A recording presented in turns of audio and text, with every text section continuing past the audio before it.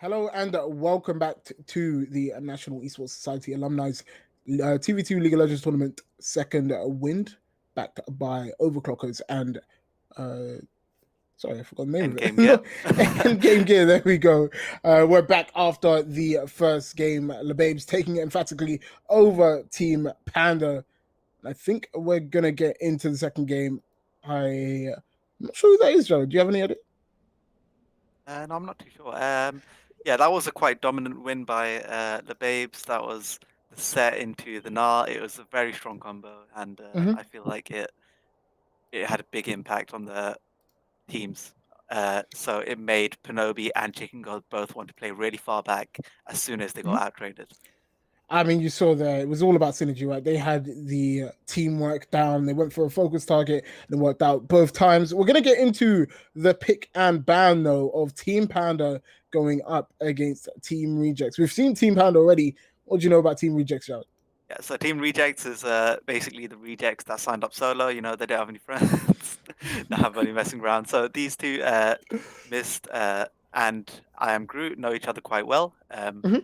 They both have played on the same teams in Hertfordshire, and obviously that does build a bit of synergy. But I Am Groot has not played League in quite a little while, so Mm. this could be interesting matchup to say the least. It might be a stomp, but there might obviously be an upset, which does happen in 2v2s. Seeing a lot of quick bans going in. It's Volibear and Lee Sin for Team Panda. Team Rejects banning out Dr. Mundo and Vayne. The Vayne pick, the Vayne band's sort of interesting. I don't think ADCs are going to be as favored. They don't really scale with levels in ARAM, and you're not going to get many chances to buy items. So we'll see what Team Rejects has in store. Last ban coming through for Team Panda. It's going to be nothing, and Yeah. Team Rejects will ban out their Wukong. Panda always with the disrespect. If they use that ban for set, they might have won. Mm, But obviously, absolutely. I guess they can't decide on what they want to ban. The Volibear is a very strong pick for I Am Groot. He just one tricks that Mm-hmm. mainly. And the Lee Sin, obviously, is a good engaged champ that misplays. On the opposite side, Panobi does play a bit of Dr. Mundo, a bit of Vayne, and Chicken God. As you saw from the Wukong last game, it was the strongest pick Mm-hmm. that they had. So obviously, those bans were pretty evident. We're We're gonna going see into the picks now, though. we're going to see Team Panda pick up Lux here. Something we saw banned away earlier on. I think Lux is a very, very good pick in ARAM, right? She has these massive projectiles that if you get hit by them, you're taking at least 20%. But it's all about what the other team picks at this point, because if they pick hard engage, it's going to be very difficult to protect that Lux. And we see it there, set picked up immediately, Yeah, seeing the LeBaves pull it out, and they think, yeah, we can do it too. yeah, definitely. So the Lux, obviously, with the W that can almost span the whole lane, it's pretty strong. And Mm-hmm. with the Q that can go opposite, it's fine. The set, obviously, definitely a very strong pick. As we saw from last game, they probably adapted to it because they saw how strong it was in a 1v1. So that is the way they're playing it. The Alistair pick, I can't necessarily agree with. They want that hard Yeah, engage, right? But they now lack damage. Um, they're not really gonna have that explosive firepower to really kill a target if they need to. But we'll see. Maybe he'll itemize for it. But we'll see how that works out. I'm not a fan of that comp. yeah, you never Um, know. They do mm. tend to do some orthodox things, so this could be an AP Alistar, we don't know, but this is yeah, this just seems like a very odd pick for this kind of tournament. And I'm gonna go out on a limb and say that's a counter pick coming out from Team Panda, the fresh pick. Then that means as soon as we see someone go in, immediately gonna be flayed away. It's gonna be a tough game for Team Rejects, but Team Panda looking to put themselves on the board after a crushing loss to the LeBabes. Yeah, definitely. So obviously the Thresh is going to, if the Lux ever gets all in on, there's going to always be that lantern that she could just click on, get out. Be quite an interesting game though. Obviously these are very orthodox picks. You shouldn't expect to see these every game, but I think there's a bit of collusion within this, so it's playing for Mm-hmm. fun. And we're just getting the lobby ready. These guys are setting up. But I do think in pick and ban, we're looking at this Team Panda team, and they're definitely got everything they wanted. Yeah, definitely. Team Panda got the Lux and another Thresh, which can easily get someone out if they wanted to. Also, a good engage. Just target someone and engage onto them. Hopefully, you don't engage on the set though, because that wouldn't work out well for you. I mean, that at this point, they don't even need to engage, right? They can just throw out Yeah, those bindings and poke them down eventually. And once they land, whatever CC they want to go for the kill, they can. So I assume they'll be waiting until level 5-ish to sort of really get their kills off. But Team Rejects has a tough answer. They're not going to be killing that Thresh, I don't think. So they really need to go all in on killing this Lux. But she's going to have so much shielding from that W, from the Thresh Lantern. It's going to be a very tough ask for sure. Yeah, this is a very unorthodox team comp. Obviously, with both of those champions being melee range, they're not going to get this turret target. Whereas Team Panda easily can attack the turret while they're poking away the Alistar and the set. Yep, absolutely. Having double melee is, I think, a really regrettable decision, and they'll see in the end, I think. But everyone in chat will know who you think is going to take it: Team Panda or Team Rejects. Let's get a 1 in the chat for Team Panda, a 2 for Team Rejects, a 3 if you think neither team is going to win. We'll go to extra time. Yeah, let's go for a draw, I think. These team comps seem absolutely terrible. I mean, Java, you're gonna say it bluntly. I was holding off him, and these sequels are beauty. But I do like the Lux Thresh. I think Lux Thresh is a fairly focused team comp.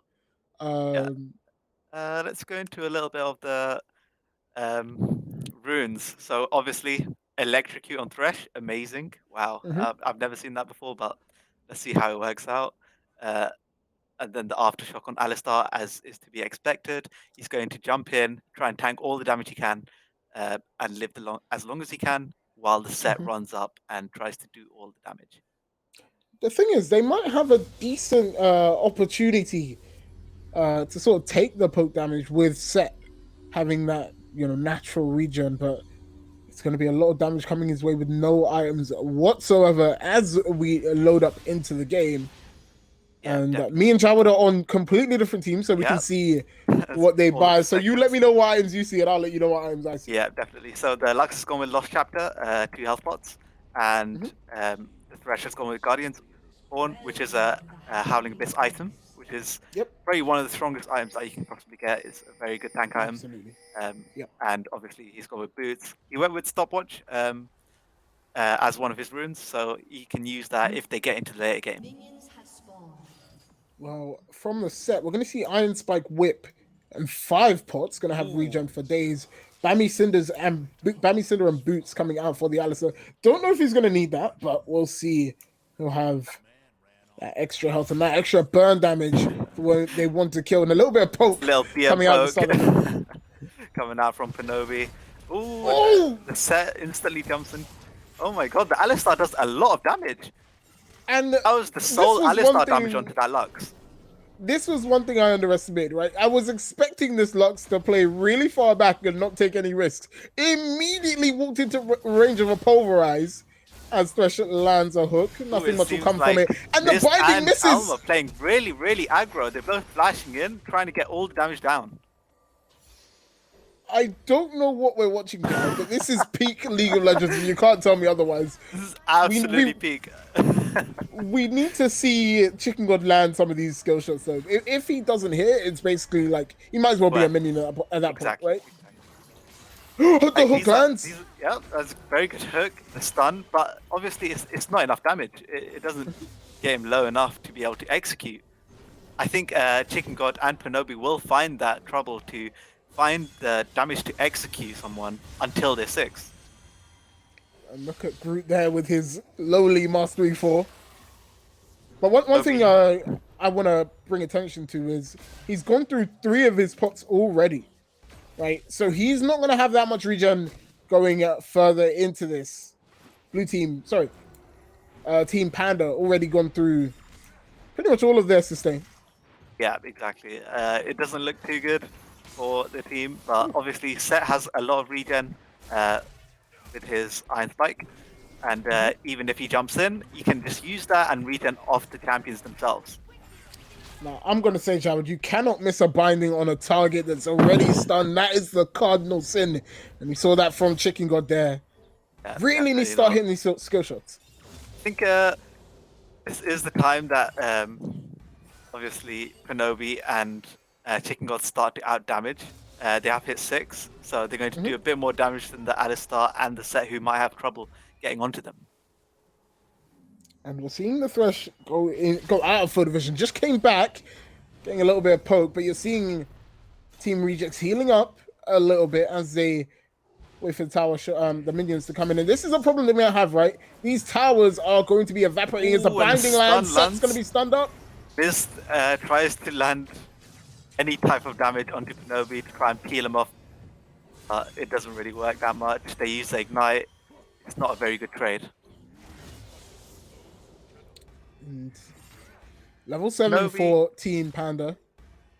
Team Panda, there's still not a flash onto the Thresh, so they might wait for that to come back up and then try and make a flash play. Flash play maybe into a hook. Binding lands. The flash in. That's quite a decent amount of damage, but yeah, we're gonna see the question mark ping come out from the Alistar. Like a bit of BM. Nobi also question mark pinging Deluxe. That was not a very good flash, I do not think. Not the best I've seen. As another binding lands, gonna see some more poke damage, and this is what I want to see: land those pokes from the safe range and really start chipping out on the Set's health. You're not gonna burn through the Alistar. Just keep poking away at the Set. Yeah, definitely. The Lugs is starting to land all of the bindings, stirring them up, damaging them. It's definitely going to hurt Team Rejects quite a bit.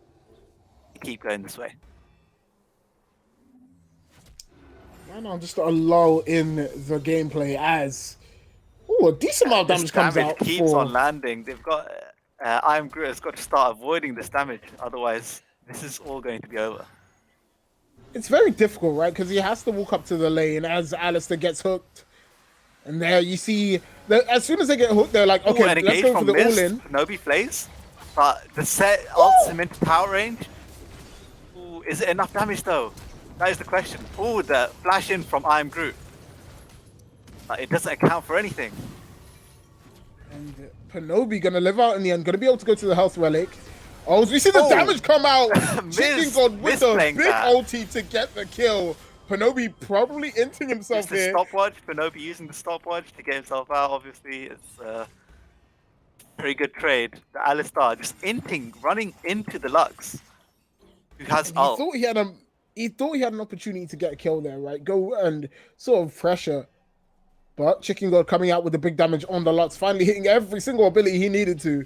Yep, definitely. And that means just getting all the relics he can to try and regen as much as he can. That means they're going to be ahead on kills, but we see the Alistar come back with a full turbo chem tank. And that's not the item you want to see him come back with. I don't think that's the person you wanted to die there. I think you wanted the Set to die so that he could build his full item. But onto the Alistar, it's not going to help much. Well, now it's going to be a protection game, right? Can Miz protect this Set? Because he's going to be the focus of all of this fire on Team Panda. For Team Panda, sorry. Yeah. To be honest, I think Team Rejects would be able to one combo the Panobi, who is about half HP. I think they could kill him in one combo, and if he dies, there's not much protection left for the Lux. As long as they go for that. It without taking the manages to land. And this is going all in onto Panobi. The stun is going to land from the Alistar, and they're just going to kill him. Yeah, it should be enough damage. That is both supports dead. And they're going to be able to go... Oh, sorry. Poe, I think, is going to be able to go back to base, get some items. Definitely, yeah. It is going to be a bit harder for Panobi because he started on a Howling Abyss item. So I'm not too sure he'll be able to get a full item, but he'll definitely have quite a few components. I changed my mind. He has bought a Sunfire Aegis.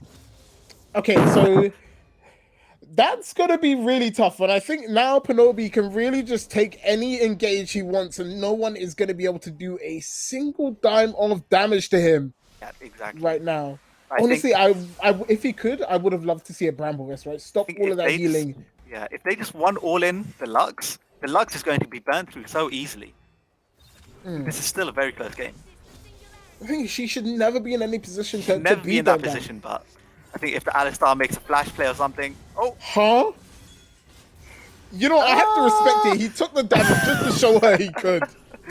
yeah, Right? exactly. What a big brain play from Miz as he sacrifices a 5 minute cooldown I for a think little BM. these four all know each other quite well, so they're just trying to BM each other, see if they can still win through the BM. And Minion's gonna crash in. Tower is at about 75%, so that's not a win condition at the moment. We're Yeah, probably gonna look at who can get the first kill here. yeah, definitely. I think there will be a vital point as to when they will engage. It will definitely be when the champions are low enough that they can actually get into execute range for Team Panda, whereas Team Reject is just going to try and engage whenever they can. Kemtan popped for Miz there, didn't find an angle in. And Poe just walked away as the flash goes in. We see the ultimate come out from Set, the face breaker. Oh, I am Lux managed to get out of that situation. Set still. It doesn't seem like this is going to be one that he wants to win. He just ints under turret, flashes onto them, ults, under turret range, and just dies. And that is going to be Team Panda taking it off a very questionable dive. It almost felt like Team Re just got a little bit bored of waiting there. Yeah, and just went all in. I think that is exactly what it is. Obviously, a bit of BM coming in with try hard call from Mist.